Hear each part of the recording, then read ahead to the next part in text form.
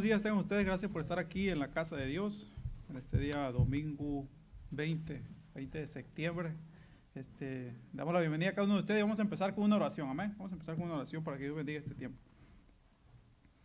Padre Celestial, en esta hora de la mañana le alabamos, le glorificamos, oh Dios, por ser nuestro Dios y porque usted se lo merece, Dios. Gracias por ser el creador de este universo. Gracias por su salvación, Padre. Gracias por su palabra que nos permite tenerla entre nosotros. Le pedimos que usted la bendiga, oh Dios, de una forma muy especial. Bendiga su palabra, bendiga a los hermanos que son fieles al estar aquí. Bendiga sus vidas de una forma muy especial y ayúdenos, oh Dios, juntos a crecer en el conocimiento suyo, Padre, para poder ser eficaces al momento de poder compartir su palabra con otros. Bendiga pues este tiempo, ayúdeme a mí, Padre, para que pueda ser un buen instrumento en sus manos, porque se lo pido en el nombre de Cristo Jesús. Amén. Muy bien, hermanos, vamos a estar en la última parte del libro de Hechos, capítulo 18, la última parte, ahí en los versículos 24 al 28, ahí en el capítulo 18 del libro de Hechos. Hechos capítulo 18, vamos a terminar este capítulo, hermanos, y luego ya la próxima vez vamos a estar estudiando en el capítulo 19. Así que Hechos capítulo 18, la última parte, y vamos a estar hablando de Apolos, hermanos, de Apolos. Ahorita lo vamos a leer en un momento, hermanos, pero lo que les quiero decir, hermanos, es que tengamos en mente aquí en estos versículos, tengamos en mente que son tres personajes aquí que Dios va a usar. Son tres personajes diferentes, eran extraños, estos personajes no se conocían. Era una pareja mayor, era Aquilas y Priscilas, eran judíos, y era una pareja mayor, y está un joven aquí, un joven llamado Apolos. Ustedes han oído escuchar de Apolos. Muchos hemos escuchado la frase de yo sembré, Apolos regó, en 1 Corintios, pero el crecimiento lo da Dios. Vamos a hablar un poco acerca de este joven Apolos, y pues en las manos, como dice la lección, en las manos de fabricantes de tiendas. Son dos parejas, son dos mundos diferentes, pero vamos a ver cómo Dios los usó y cómo se dejó usar este joven, y cómo dejó que esta pareja mayor trabajara en sus vidas. Así que tengamos en mente, hermanos, que estos personajes no se conocen, pero Dios los va a usar de una forma tremenda. Y hermanos, y como una pequeña introducción, como una ilustración, se dice que con aproximadamente 453 gramos de hierro se puede diseñar una varilla simple que puede utilizarse como una estaca pesada para tablas o otras tareas, o algo lo que echan cemento, todo ese tipo de trabajos similares. Dice que una barra de esas de hierro puede ser adquirida como alrededor de 50 centavos más o menos del dólar, obviamente. Sin embargo, dice, si esta misma cantidad de hierro se utiliza para hacer una herradura, su valor se eleva a $10, o sea, la herradura. Si esta misma cantidad de hierro se torna en agujas de coser, su valor sube por la cantidad a $1,000. Y si esta misma barra de hierro se pone en las manos de un relojero suizo, puede convertirse en relojes suizos finalmente tallados, y el valor de ellos sería hasta de $100,000. A lo mejor usted tiene uno de ellos, no sé. Pero bueno, hermanos, el punto es, hermanos, que el valor depende de las manos que trabajan la materia prima. Depende de quién es el que los trabaja, entonces el valor cambia. Y en nuestro estudio de hoy, hermanos, a través de Hechos, vamos a encontrar un momento cuando la materia prima de un creyente, en este caso Apolos, es puesta en las manos de creyentes maduros, hablando de Aquilas y Priscilas, y descubriremos qué pasó, mucho más detrás de los bastidores o del telón, como dicen unos, de lo que el ojo ve a primera vista. Vamos a ver qué pasó detrás de todo eso. Muchas veces vemos el resultado, pero pocas veces vemos lo que pasa detrás de los vestidores, ¿verdad? Entonces vamos a ver eso, hermanos, aquí, y vamos a ver los versículos, para empezar, los versículos 24 y 25 del capítulo 18, aquí del libro de Hechos, donde dice: llegó entonces a Éfeso, un judío llamado Apolos. Acuérdense, era judío, llamado Apolos, natural de Alejandría, varón, elocuente, poderoso en las escrituras. Este había sido instruido en el camino del Señor y siendo de espíritu fervoroso, hablaba y enseñaba diligentemente lo concerniente al Señor, aunque solamente conocía el bautismo de Juan. Muy bien, aquí hermanos vamos a ver, primeramente hermanos, en términos de materia prima, perdón, obviamente se podía hacer mucho con Apolos. Y mencionamos, hermanos, brevemente vamos a mencionar brevemente lo que Apolos tenía. Según estos versículos, en primer lugar, Apolos tenía una herencia envidiable. Fíjese que el texto aquí nos dice, al principio, llegó a Éfeso un judío llamado Apolos, natural de Alejandría. El texto nos informa que era de Alejandría de nacimiento. Cualquier cosa que Lucas agregara, por decir, al trasfondo biológico de algún individuo, porque Lucas fue el escritor de este libro, que él estaba destacando en este caso Apolos, no era porque necesitaba un poco más de usar esa tinta que le sobró ahí a la pluma, ¿verdad?, para llenar unas páginas. No era por eso, hermanos, sino que Lucas agregó información porque era significativo para presentar, por ejemplo, para nosotros un escenario un poquito más amplio, más amplio. Yo le venía platicando a mi esposa acerca de Lidia, la vendedora de púrpura, la vimos cuando Pablo llegó aquí a Filipos. ¿Por qué vendedora de púrpura? Cuando tú te das cuenta que Lidia dice que te da el adjetivo de vendedora de púrpura, obviamente la púrpura en ese entonces era algo muy costoso, solamente los reyes, los emperadores usaban eso, y los que tenían más dinero. Entonces, al dar ese adjetivo calificativo, como decimos nosotros, entonces nos da a entender que Lidia tenía billeticos, ¿verdad? Estaba pesada, ¿verdad?, por decirlo así. Entonces, son cosas que ahí nos arroja un poquito más de luz cuando estudiamos la palabra de Dios. Así que Lucas agregó información porque era significativo para presentar el escenario para la información que sigue. Apolos dice que nació en la orgullosa ciudad que se llamaba en honor a Alejandro el Grande. Esta era la segunda ciudad más importante del Imperio Romano. Alejandría era una ciudad universitaria, la cual tenía una biblioteca de 700,000 volúmenes y tenía fama mundial por sus estudios. Pero también, esa es la primera cosa que vemos, pero también vemos que Apolos tenía una lengua elocuente. Evidentemente Apolos se benefició de estas universidades, de este medio ambiente, ya que en segundo lugar la Biblia dice que tenía una lengua elocuente. O sea, era un hombre elocuente. Y la palabra elocuente traducida literalmente significa un hombre de palabras, y también podría referirse ya sea a la elocuencia, a la lógica, a las palabras o el poder de razonamiento. Nosotros diríamos, tiene labia, ¿verdad? Decimos otra vez, tiene labia. El poder del razonamiento, logios, lo cual podría entenderse como lógico. Es evidente por el resto del párrafo que Apolos tenía ambas cosas. Si usted sigue leyendo los siguientes párrafos, que lo vamos a leer. Así que tenía, vemos su fecha de nacimiento, dónde nació, lugar de nacimiento.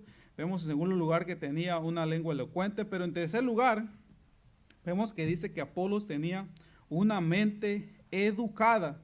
Fíjese, el versículo 24b dice que Apolos era poderoso en las escrituras. Es lo que dice aquí la palabra de Dios, hermanos.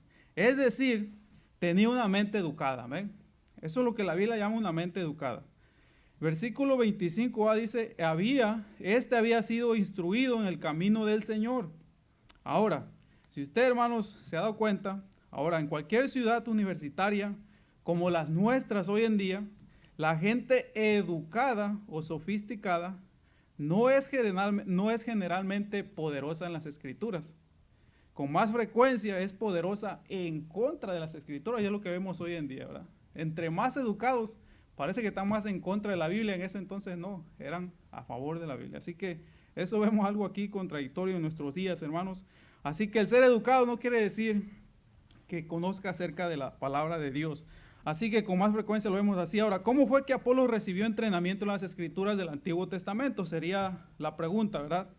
Y la primera frase nos cuenta que él había sido instruido en el camino del Señor. Si usted lo mira aquí en el versículo 25, al principio dice, parte de la respuesta yace en el hecho de que debido a la gran población judía aquí en esta ciudad que había en Alejandría, se había, dice, construido, la historia dice que se había construido una sinagoga enorme, que era tan larga la sinagoga o el templo, que el líder de la sinagoga, dice, debería pararse sobre una plataforma en medio de la sinagoga y señalar con una bandera para dejarle saber a los que estaban allá atrás cuándo unirse con el amén. Amén.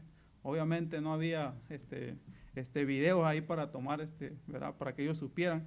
No podían adquirir una imagen de video. Ahora, imagínense, hermanos, una sinagoga como esta.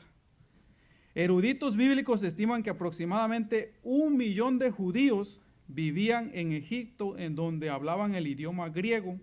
De hecho, fueron los líderes judíos de Alejandría quienes tradujeron la Biblia hebrea del Antiguo Testamento al texto griego, el cual muchos de nosotros conocemos como la Septuaginta.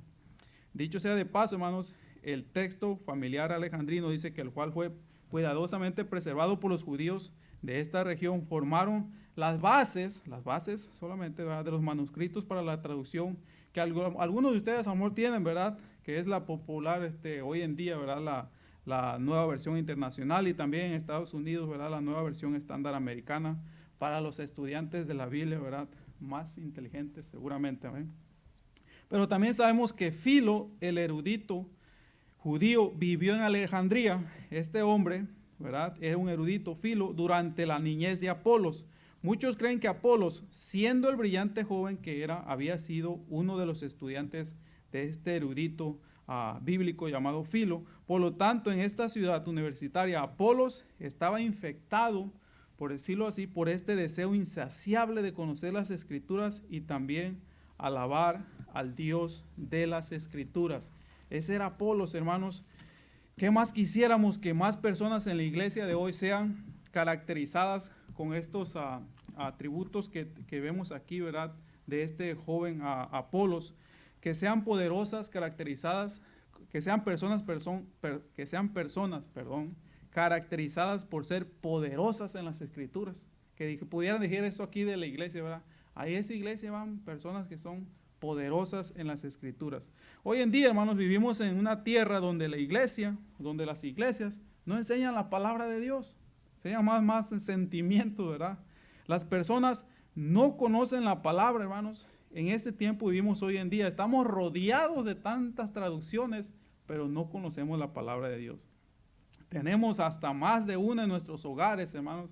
Una tenemos aquí, una en el carro, una en la sala, una en la cocina, otra en el dormitorio. Pero ¿qué tanto sabemos nosotros, verdad, de las Escrituras? Son muy pocos los cristianos que en realidad leen la palabra, hermanos. Y es triste, ¿verdad? Es triste. Necesitamos hombres y mujeres que sean poderosos en las Escrituras. Los líderes de las iglesias deben también dedicarse seriamente al mandato del Señor, como leemos en Mateo 28, 19 al 20. No tienen que ir ahí, ya ustedes ya se lo saben de memoria, ¿verdad? Donde dice, id y haced discípulos, enseñando lo que guarden estas cosas, todas las cosas que os he mandado. Eso es lo que deberíamos de hacer, ¿verdad? Deberían hacer los líderes hoy en día en las iglesias. También deberían seguir la exhortación que Pablo le hace a Timoteo, en 2 Timoteo 2:2, donde dice, lo que has oído de mí, esto encarga a hombres fieles que sean idóneos para enseñar también a otros. Este es el deber de la iglesia.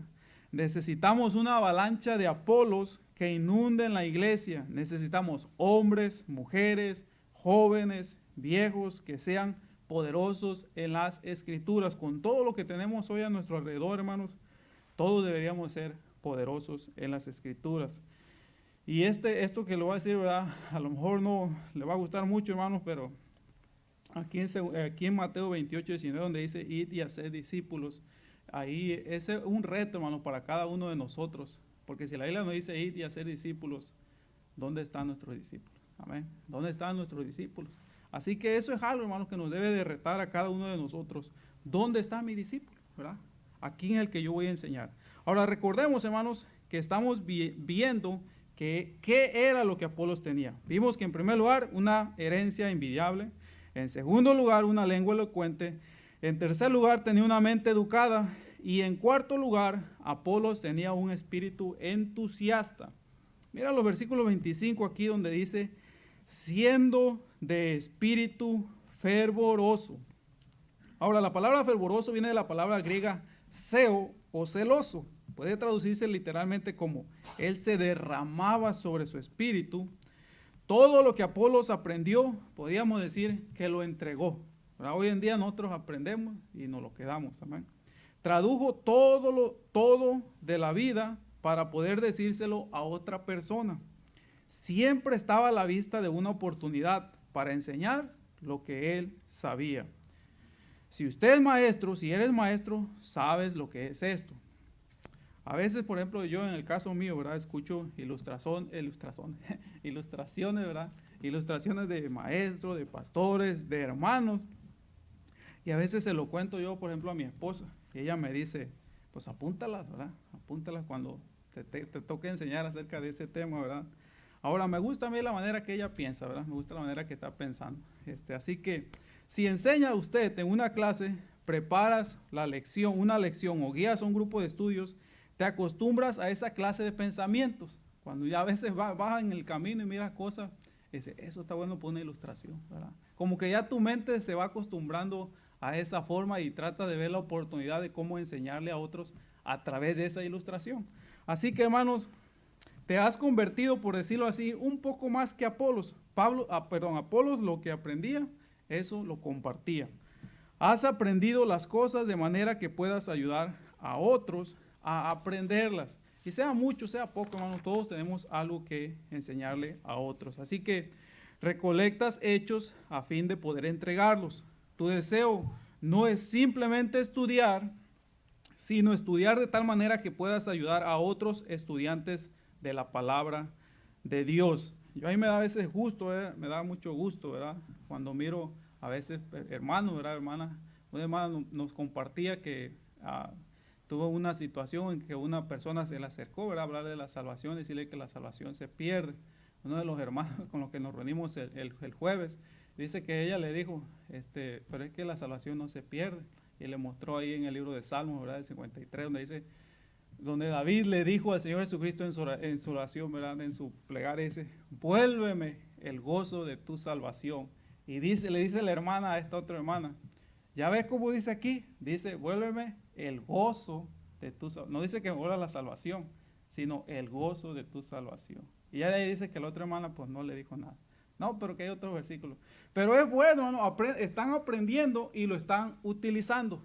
Y de eso se trata, de eso se trata. Sea mucho, sea poco, de eso se trata. Así que vemos, hermanos, que Apolos en el versículo 25 vemos que dice la palabra de Dios, siendo de espíritu fervoroso, hablaba y enseñaba diligentemente. Fíjense que dice aquí diligentemente lo concerniente al Señor. Esto era lo que Apolos tenía. Esta era, por decirlo así, la materia prima de un hombre joven que podía ser usado por Dios de maneras increíbles en la iglesia primitiva. Es lo que él tenía. Ahora ya vimos lo que tenía. Vamos a ver lo que pasó por alto o lo que no tenía. Vamos a ver qué se le pasó, ¿verdad? O perdió. Hay un gran problema aquí, hermanos, en el versículo 25. Fíjese, la última parte dice, aunque solamente conocí el bautismo de Juan, y el versículo 26 dice, y comenzó a hablar de nuevo en la sinagoga, pero cuando lo oyeron Priscila, aquí entra esta pareja, y Aquila, le tomaron aparte y le expusieron más exactamente el camino de Dios. Muy bien, la frase, hermanos, aquí el bautismo de Juan es, según creo yo, ¿verdad? Puede que me equivoque, es una clase de expresión categórica que representaba toda la enseñanza del Antiguo Testamento y del profeta a quien nosotros conocemos como Juan el Bautista.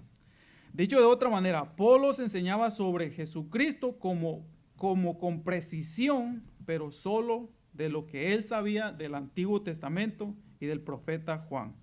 Apolos habría sabido, si hubiera llegado en su tiempo, ¿verdad? Llegó antes, habría sabido que Jesucristo era el Mesías y que él había venido como el Cordero de Dios para quitar el pecado del mundo. También decía eso mientras cuando representaba a Cristo como la nación judía, también Apolos habría sabido que Cristo era el Dios hombre que había venido como para aplastar la cabeza de la serpiente, como dice el libro de Génesis, para satisfacer la ira de Dios, para levantarse de los muertos, como profetizó también David sobre el Mesías con siglos de anticipación. Sin embargo, Apolos estaba pasando por alto, hermanos, el significado, esto es lo que él estaba pasando por alto, el significado de Pentecostés. Acuérdense que ya eso había pasado. La venida del Espíritu Santo también, el nacimiento de la iglesia, la transición del antiguo pacto al nuevo pacto, la invitación del evangelio para con las naciones gentiles. Acuérdense que solamente pensaban que era para los judíos. Y la primacía de la gracia dentro del evangelio. Ya no había nada de leyes, era por gracia. Todo esto Apolos estaba pasando por alto. Un escritor llamado Warren Wisby escribió: no fue que el mensaje de Apolos era inapropiado o no era sincero, simplemente era incompleto. Ahora, Apolos era un creyente del Antiguo Testamento, no era un cristiano del Nuevo Testamento. Recuerden, estamos en un periodo de transición aquí en el libro de Hechos. Recordemos eso siempre, hermanos. Hechos es el puente entre el antiguo pacto y el nuevo pacto. Así que la frase clave que cambia el futuro de Apolos se encuentra aquí, hermanos, en la última parte del versículo 26. Cuando usted mira aquí en la última parte del versículo 26, donde dice: cuando lo oyeron a Priscila y Aquila, le tomaron aparte y le expusieron más exactamente el camino de Dios. Más exactamente. Esta breve frase, hermanos, marcó la diferencia entre la vida de Apolos, Este fue la que hizo el cambio. Cuando esta pareja lo tomó aparte, dice, y le enseñaron un poquito más acerca exactamente del camino del Señor. Ahora es una buena, hermanos, esta es una hermosa ilustración para el ministerio del discipulado y ética de corrección que tenemos. Aquí vemos, hermanos, esta es una buena frase, hermanos, y muchas veces también nos enseña, hermanos, la forma o la ética que debemos de tener cuando corregimos a alguien. Dice aquí la palabra de Dios que le tomaron aparte, No le avergonzaron ahí enfrente del público, ¿verdad? De nadie. Acuérdense que él estaba enseñando aquí a Apolo, dice. Él no le avergonzaron enfrente de nadie, como a veces algunos lo hacen, ¿verdad? No hicieron eso. Dice que esperaron hasta que terminó su servicio, por decirlo así. Imagínese, hermano, usted a Priscila y Aquila durante el mensaje de Apolos. Seguro se miraban, ¿verdad?, uno al otro como diciendo: a este le falta ahí algo, ¿verdad? Pero no lo agarraron y lo bajaron allá, ¿verdad? Y, hey, vente para acá, vamos a arreglar algo, ¿verdad? Se miraban, ¿verdad? Ellos saben que él había pasado algo por alto, algo por alto, hermanos, la imagen completa. Y luego, por decirlo así, de la última bendición, que es lo que se acostumbraba, ellos se acercaron a él, lo invitaron a su hogar, por decirlo así, para la cena del Sabbat, echarse ahí su corderito, ¿verdad? La frase, hermanos, aquí como dice, le tomaron aparte, es una hermosa frase que cuando la traducimos rígidamente podía leerse así: le tomaron para ellos mismos. En este momento, por decirlo así, el hierro crudo de la vida de Apolos fue puesta en las manos de dos fabricantes de tiendas. Eso era lo que hacían ellos. Sinceramente, hermanos, en este momento él vale menos que 50 centavos, como dijimos al principio con la ilustración del hierro. De hecho, dado a lo que él no conoce acerca del plan de Dios, el cual se estaba desarrollando en ese entonces, él realmente no era útil para la iglesia del Nuevo Testamento. Sin embargo, cuando terminaron el proceso de discipulado, que fue lo que ellos hicieron, y se nos dice cuánto tiempo, no se nos dice, ¿verdad?, cuánto tiempo duró este discipulado, pero usted va a encontrar a Apolos moldeado en un extraño, inusual siervo de Dios, utilizado poderosamente dentro de la iglesia. Ahora, todo dependía de Apolos. Ya lo iban a discipular. La pregunta sería: ¿cómo respondería él? ¿Verdad? ¿Cómo respondería Apolos? ¿Escucharía? Si hubieras podido imaginar, si usted pudiera imaginar a quién utilizaría Dios para desafiar a Apolos y traerlo la verdad del nuevo pacto, usted y yo nunca hubiéramos elegido a esta pareja. Nunca. Y le voy a decir por qué, hermanos. Vamos a ver las diferencias entre Aquilas, Priscila y Apolos. Vamos a ver unas diferencias porque a veces pensamos así nosotros, ¿verdad? En primer lugar, fíjense, una de las diferencias era que esta pareja, Priscila y Aquila, era una pareja mayor. Él era un hombre joven. Hoy en día, hermanos, los jovencitos, ¿verdad?, son muy orgullosos, ¿verdad? ¿Qué me van a enseñar ustedes a mí? Bueno, esas eran diferencias. También otra de las diferencias es, ellos estaban casados. Él era soltero. Amén. Número 3, ellos eran incultos. Él era culto y un brillante intelectual. En cuarto lugar, ellos hacían carpas, fabricantes de tienda, para ganarse la vida. Él era lo suficientemente adinerado como para viajar por toda Europa. Hasta aquí, hermanos, algunas de las diferencias. Si el discipulado funciona, si la iglesia trabaja bien junta, ahora, ¿pones las personas que son parecidas juntas? No, ¿verdad? No las pones. Las que son parecidas no escoges, bueno, este sí tiene dinero, este también lo vamos a poner acá, este es pobre, lo vamos a poner acá. No haces eso. Simplemente juntas a las personas que aman a Jesucristo y a su iglesia, y al hacer esto, descubres todas las bases en común que necesitas. La pregunta es, ¿escucharía a Apolos? ¿Escucharía a él? Evidentemente lo hizo, ¿verdad? Usted ya sabe la historia. Y se convirtió en un ejemplo de lo que se necesita para crecer espiritualmente, para desarrollarse en la palabra de Dios. Y vamos a ver, hermanos, 4 maneras en las que ocurre el crecimiento espiritual. Si usted quiere, puede anotar. Ahora, si usted ya creció, pues está bien, no necesita, ¿verdad? Pero vamos a ver 4 maneras. 4 maneras en las que ocurre el crecimiento espiritual. Apolos demostró por lo menos esas 4 formas aquí diferentes en lo que ocurrió el crecimiento espiritual en su vida. Número 1, hermanos. Número 1 es cuando no eres tan inteligente como para no poder aprender más.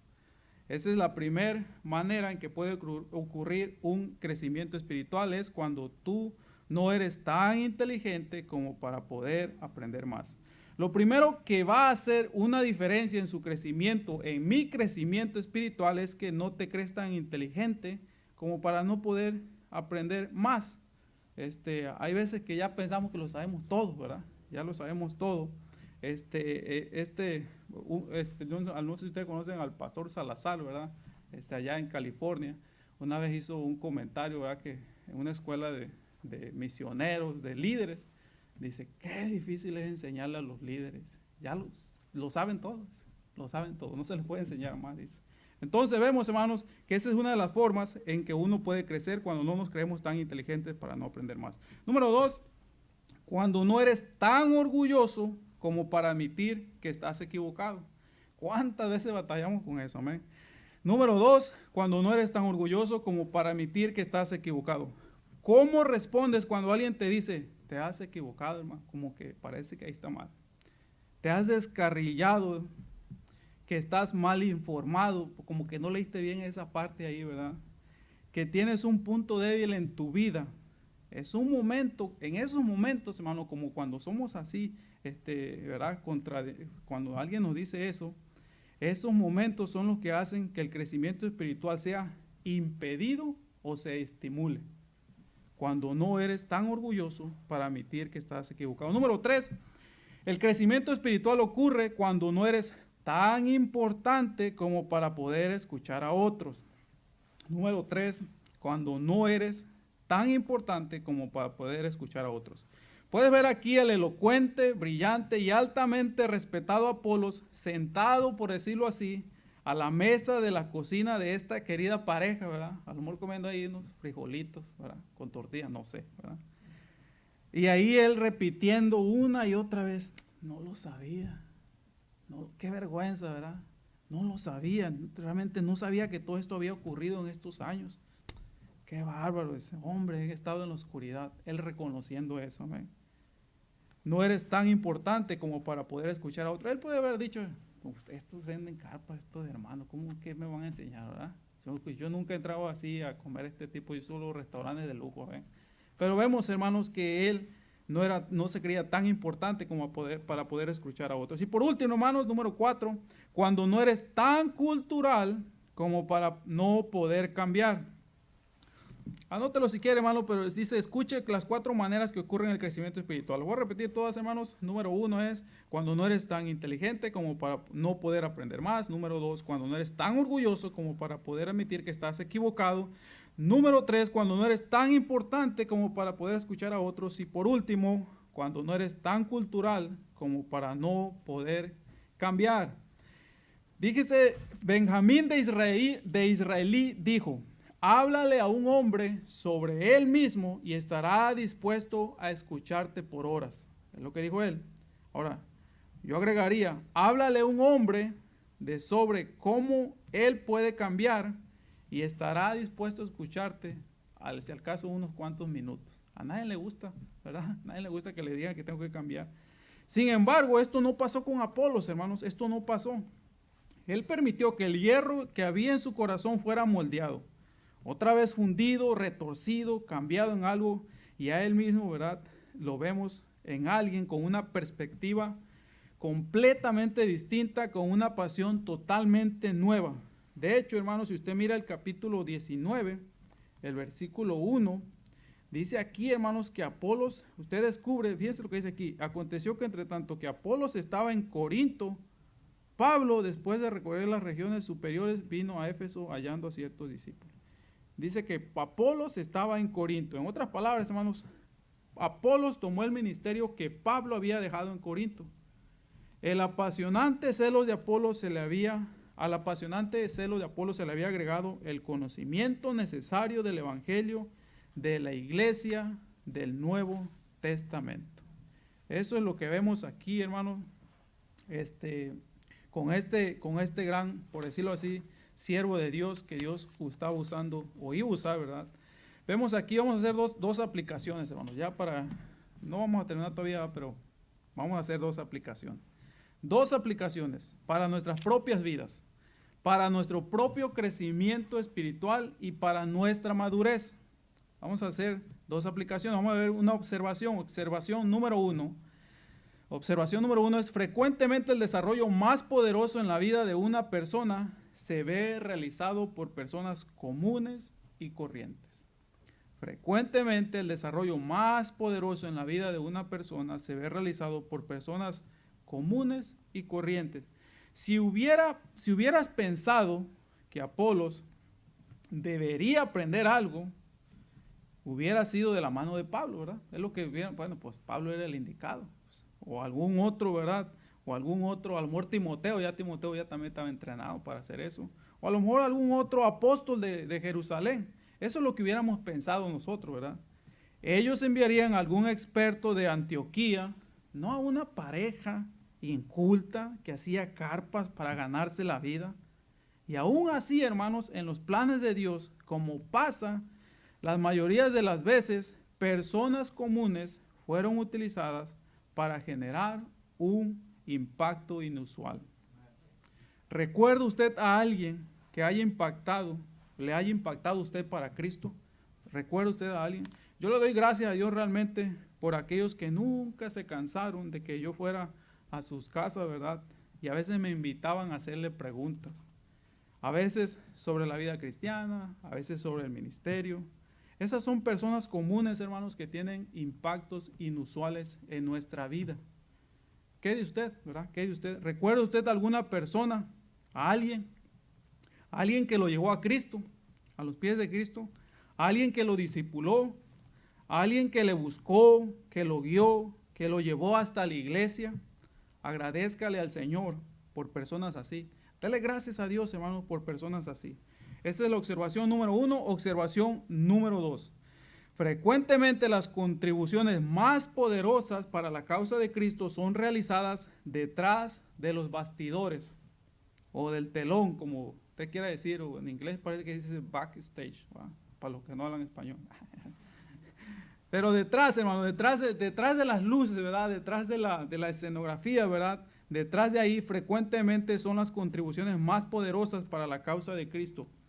¿Dónde estaría la iglesia sin dos personas que se preocuparan lo suficiente como para confrontar y discipular? ¿Dónde estarían? ¿Verdad? ¿Dónde estarían sin estas dos personas? Con certeza, las luces de la historia de la iglesia se enfocarían sobre Apolos, y usted eso lo va a mirar más adelante, tanto que rivalizaría con el apóstol Pablo en la iglesia primitiva en Corintio, como decíamos al principio, ¿verdad? Habían desarrollado un seguimiento tan grande hacia Apolos. Usted lo recordará, que el mismo Pablo mencionó que unos estaban siguiéndolo a él y otros a Apolos, ¿verdad? Cuando decía, uno dice, tú dices que son de Apolos, uno dicen que son de Pablo, otros dicen que son de Cristo. ¿Está dividido Cristo qué, verdad? Ya los empezó a regañar ahí.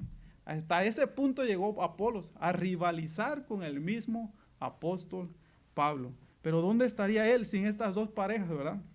La verdad, hermanos, es que sin Priscila y Aquilas, Apolos hubiera naufragado en las rocas de lo no ortodoxo, o sea, lo no legítimo, lo correcto o verdadero.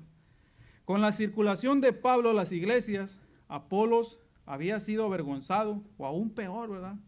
Hubiera establecido una secta dentro de la iglesia, si alguien no lo hubiera enseñado. En una casita humilde allá, ¿verdad? Lejos de las luces, detrás de las escenas, nadie sabía lo que estaba pasando. Solamente Dios hizo un gran trabajo en la vida de un hombre que era lo suficientemente grande como para escuchar y lo suficientemente sabio como para saber que necesitaba aprender algunas verdades bíblicas. Esas son las dos observaciones que vemos aquí, hermanos. Vamos a ver 3 preguntas. ¿Verdad? Vamos a hacer un examen aquí de 3 preguntas. ¿Amén? Así que no se pongan nerviosos. ¿Okay? Vamos a ver 3 preguntas para responder. Déjenme hacerle 3 preguntas si a usted le gustaría hacer como Apolos. Conteste estas 3 preguntas. Si no, pues no las conteste. ¿Amén? Ahí en sus mentes, ¿verdad? Pregunta número 1. ¿Eres enseñable o obstinado? No, yo ya lo sé todo. Tú no me tienes que decir a mí, ¿verdad? ¿Eres enseñable o eres obstinado? Piense usted en alguna situación cuando alguien desafió su manera de pensar. ¿Cuál fue su respuesta, su reacción? ¿Verdad? ¿Quién se cree, verdad? Que la mamá de los pollitos, ¿verdad? Podemos decir, ¿verdad? No, hermano, piensa en eso. Te pusiste tus guantes de boxeo, ¿verdad? Y dijiste, ahorita nos vamos a agarrar, ¿verdad? Y pensaste, ¿verdad? Pensaste, porque a veces no lo decimos, pensamos, ¿verdad? A veces pensamos así, bueno, ¿qué es lo que piensan que saben estos, ¿verdad? ¿Qué derecho tienen para venir a desafiarme a mí, ¿verdad? ¿Esta fue tu respuesta? ¿De esa manera respondiste? La pregunta es, ¿eres enseñable o eres obstinado? Usted ahí conteste, ¿verdad? Pregunta número 2, hermano, pregunta número 2. ¿Eres exclusivista o sincero? ¿Eres exclusivista o eres sincero? Quizás Dios quiere enseñarle algo a usted, pero viene de alguien a quien tú consideras o usted considera menos importante que usted o que tú, y que es menos atractivo según tus gustos. A veces Dios usa, hermanos, personas así. Seguramente, ¿verdad?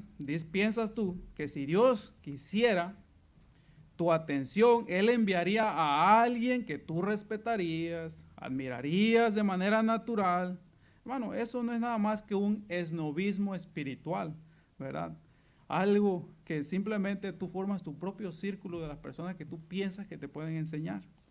Por eso formas un grupo a tu alrededor de personas a las que tú consideras que valen la pena que te instruyan, que vale la pena que ejerzan una influencia sobre ti, pero simplemente has reunido a tu alrededor una manera de autoprotección para aprender de los cambios de la vida, de las cosas que te perturban en la vida, las que transforman al hierro fundiéndolos en la verdad.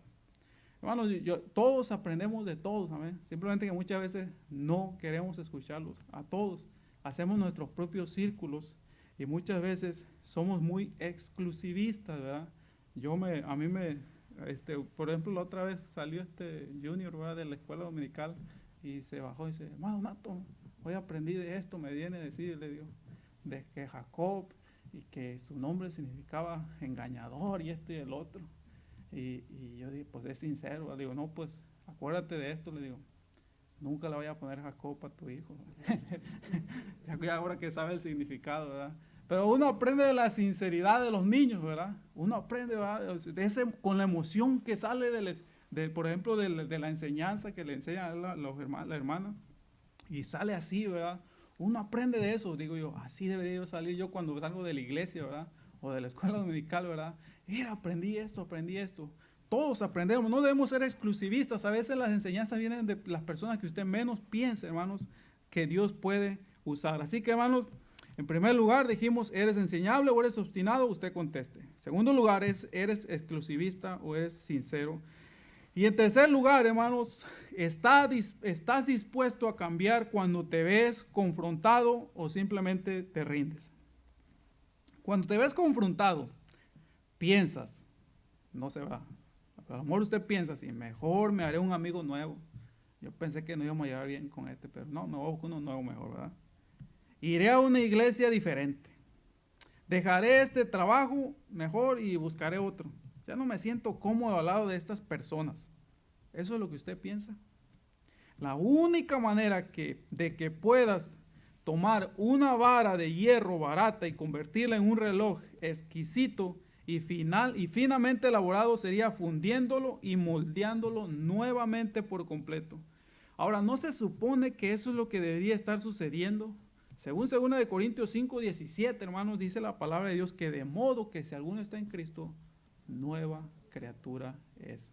A veces no queremos cambiar. Dice, las cosas viejas pasaron, he aquí, todas son hechas nuevas. No queremos cambiar, no queremos cambiar. Cuando somos confrontados por la palabra de Dios, hermanos, muchas veces no queremos comportar. Eso me suena como una refacción, por decirlo así, ¿verdad? La Biblia tiene otra palabra para eso. Transformación. Fíjense lo que dice aquí, hermanos, Romanos capítulo 12, versículo 2. Algunos de ustedes también ya se lo saben, ¿verdad? Este versículo, el versículo 2, donde dice, no os conforméis, o sea, no se queda así, ¿verdad? No se queda así, no os conforméis a este siglo, sino transformaos por medio de la renovación de vuestro entendimiento. Y fíjense lo que dice 2 Corintios 3:18. Otro libro ahí más adelantito, está primera y luego está 2 Corintios 3:18. Dice, por lo tanto, nosotros todos mirando a cara descubierta como a un espejo la gloria del Señor, somos transformados de gloria en la misma imagen.